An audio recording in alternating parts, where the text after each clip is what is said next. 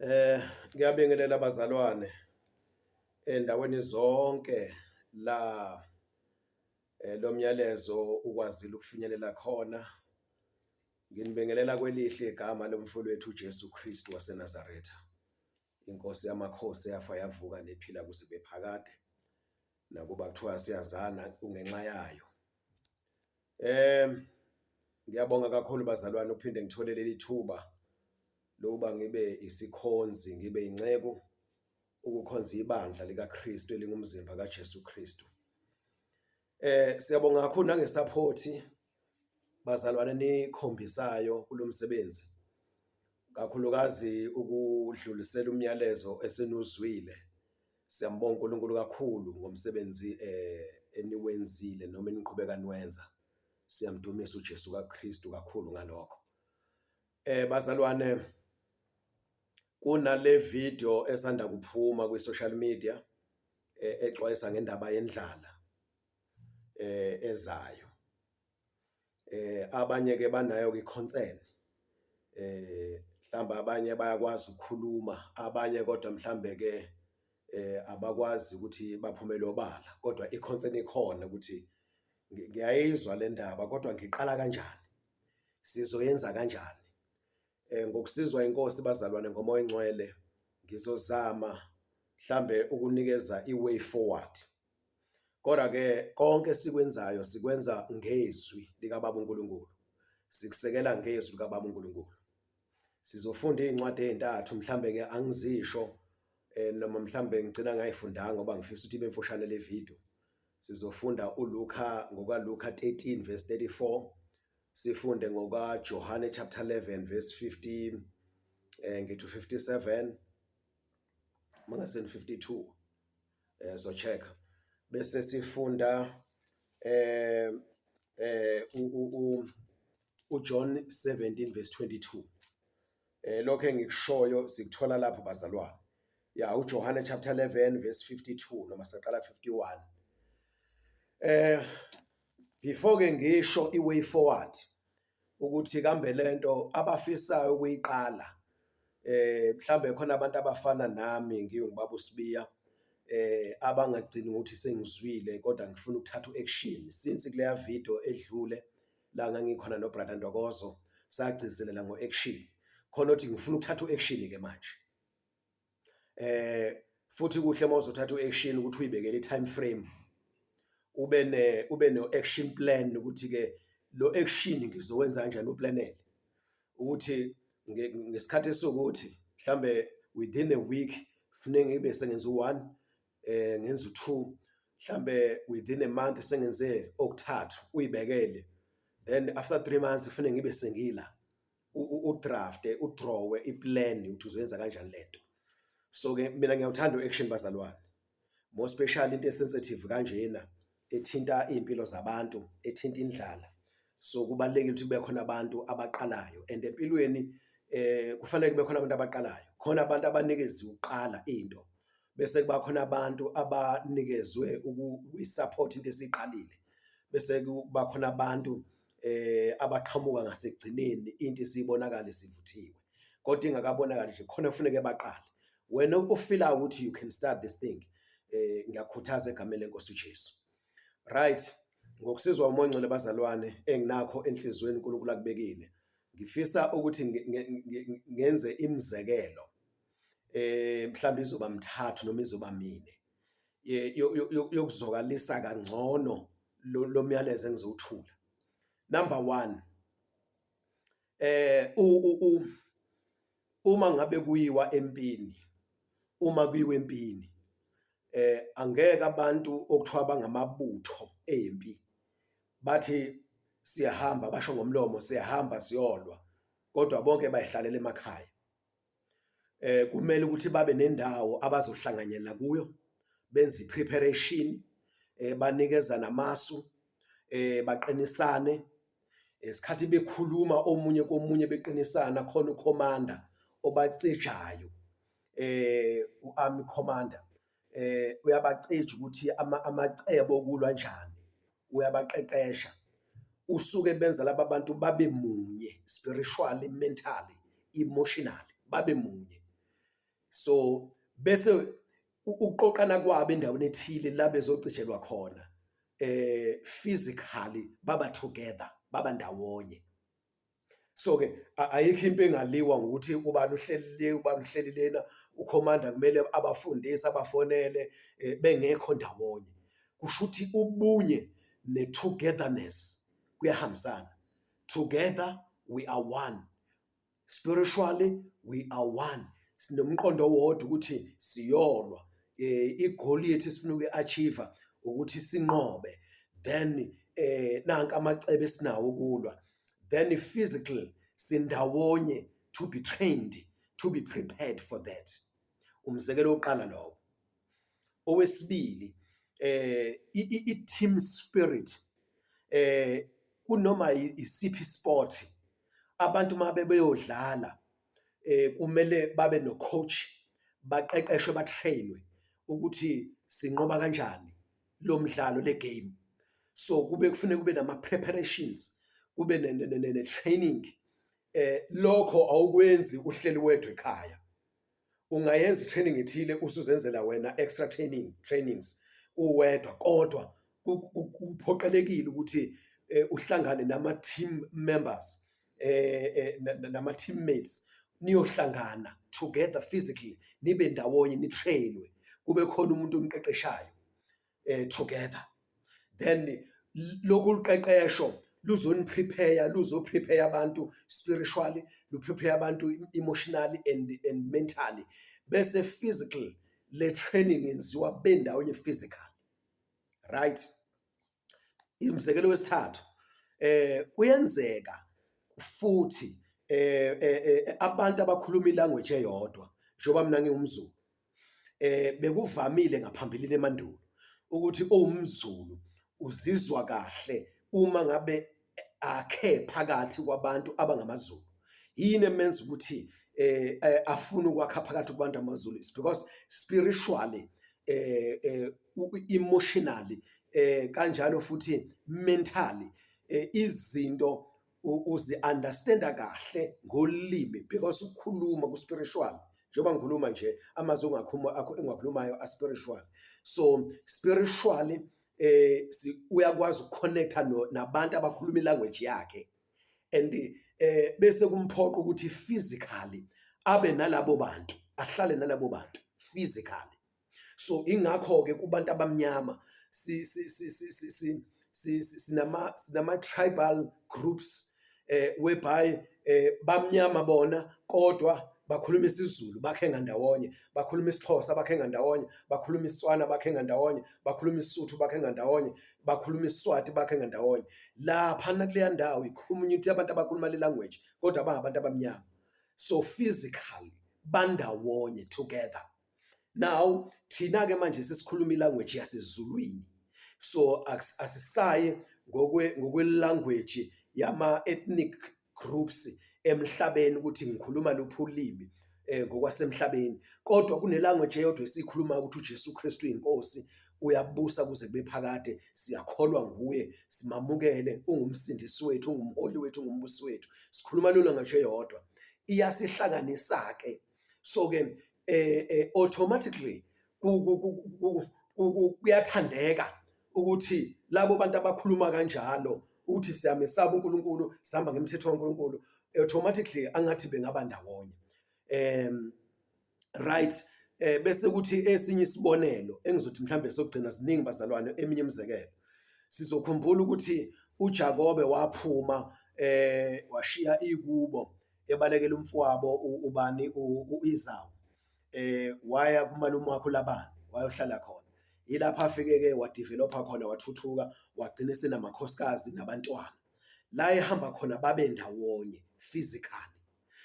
Siyakhumbula ukuthi uma kuzofika indlala enkulu eGibhithe, uNkulunkulu ekuhlakanipheni kwakhe ethanda abantu bakhe, esingeke saphendula umbuzo ukuthi kungani akhethe iGibhithe, kodwa wahambisa uJosefa ngaphambilini ayoprepare ukuthi indlala mayisifikile abantwana bakhe uNkulunkulu babe safe, not only abantwana bakhe kuphela uIsrael, kodwa abantu bonke bathola iprovision, kodwa beyithola ngesandla sikaJosefa ongaphansi kwesizwe sakhe esikhethileyo uIsrael. Siyathola ukuthi babe ndawonye. then kwagcina uma bengena eGibhithe banikezwa umhlaba okuthiwa iGoshen eceleni i-country yaseGibhithe, kodwa bakwa-Israyeli bekhuluma ilanguage eyodwa, and kwavela ukuthi i-occupation yabo bangabelusi, they are shepherds, they are pastors, balusa imhlambi, balusa imfuyo, balusa izimvu. So-ke iGibhithe line-history ethile ngabelusi maqondana nonkulunkuluwana babo, okwenza ukuthi abantu abangabelusi bangafuni ukuyi-associate nabo, babanikeza indawo eseceleni eGoshen, kanti vele inhloso kwakuyileyo. So siyayibona le togetherness. So kubalekile ukuhamba ndawonye physically, uma ninomqondo owodwa, ni-united in mind, in spirit, in purpose. You are one in purpose. You are united in spirit. You are united in goal. Physically, kuyadingeka ukuthi nibe ndawonye. So ke sizosekela ke ngezwi ke bazalwane egameni lenkosi yethu Jesu. Andukuba ke manje nginikeza umhlahlandlela. Umhlahlandlela. Sizoqala ngoLuka chapter 13 verse 20 bani? Uthe bani? Uthe 24. Right. OkaLuka bani? 13 verse bani? 30 bani bazalwane? 34. Yeah, u34. Uthi ufuneka nje Luka 13 verse 34. Jerusalema, Jerusalema, wena obulala abaprofeti, okhanda ngamatshe abathunyelwe kuwe, bengithanda kangaki, okay, amavejini athi kangakanani, ukubuthela ndawonye abantwana bakho njengesikhukhukazi sibuthela amazinyane aso phansi kwamaphiko, kepha anivumanga. Right. Kule mzekelo, kule video mangase uyidlale nje manje futhi uyidlale uzoza ukuthi bengenza imizekelo, but kunamagama amabili ebengifisa ukwaveza lana, okuyiwona isendlalelo se-way forward, ukuthi le ndlala umoya kaNkulunkulu ayikhomba ukuthi yeza sibalekela kanjani. Sidinga abantu baka-action abazothatha u-action, but before uthatha u-action, lena is just a preparation yezinye zezindlela uNkulunkulu azozihambula kubantwana bakhe. Lenenye yazo engaba usizo olukhulu. Number 1, ukuba sibe munye emoyeni, sibe munye emqondweni, sibe munye enhlosweni, purpose, sibe munye even emotional, sibe munye. Right. Number 1, unity, oneness. Number 2, ukuba ndawonye, togetherness. Angikuthatheli emoyeni lokho engikushoyo. La kuleli verse esilifundile, Luka 13 verse 34. uJesu lana udiscloser, uveza wambula inhloso yakhe ngesizwe sakwaJuda, the nation of Judah, the nation ngaphansi kwamaJews. Right. uJesu uveza inhloso yakhe. Ithini inhloso yakhe?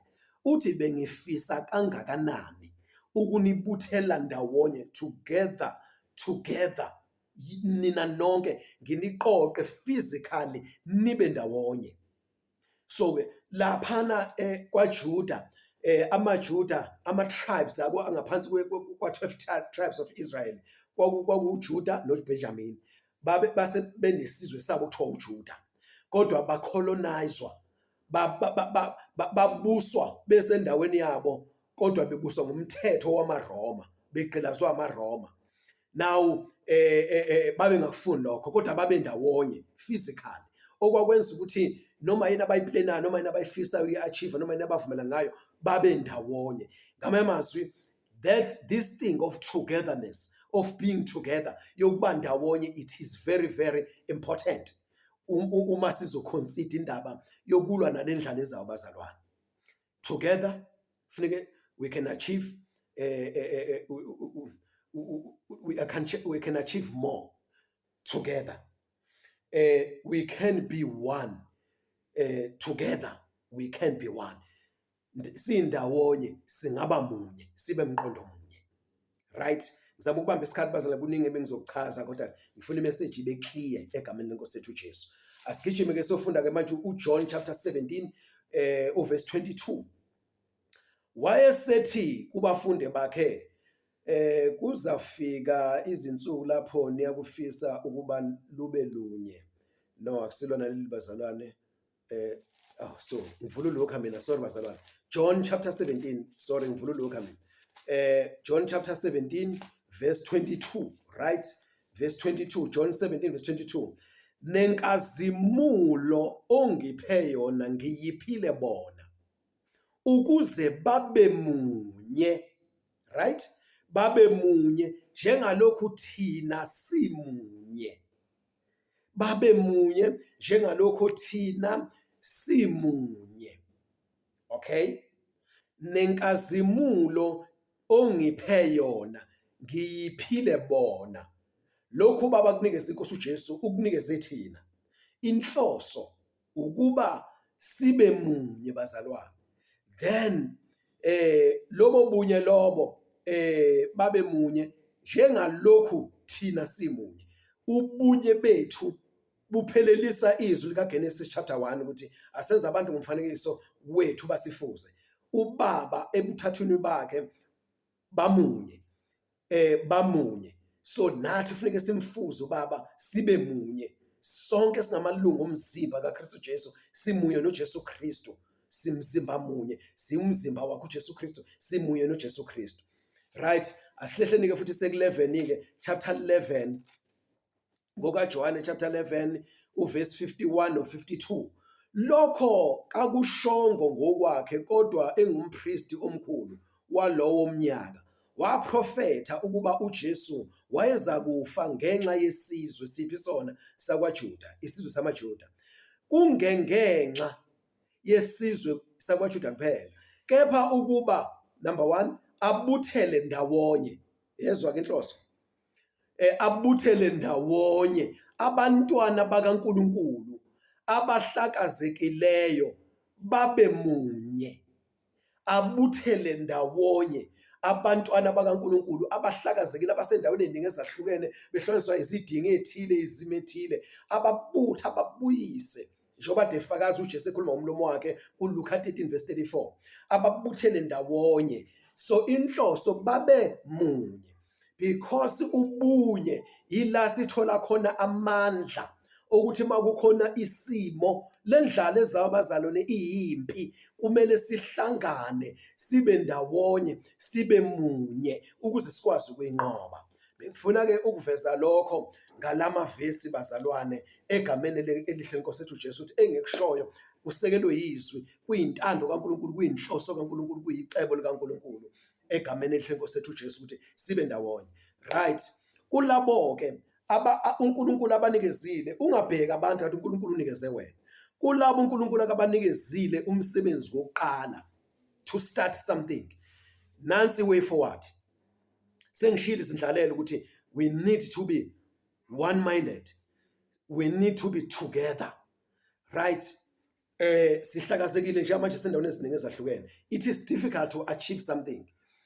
Ngingalinganisa ngama sports ukuthi i-team yebhola noma i-team ye-rugby noma i-team ye-cricket kufuneke batraine ndawonye babe ne-team spirit.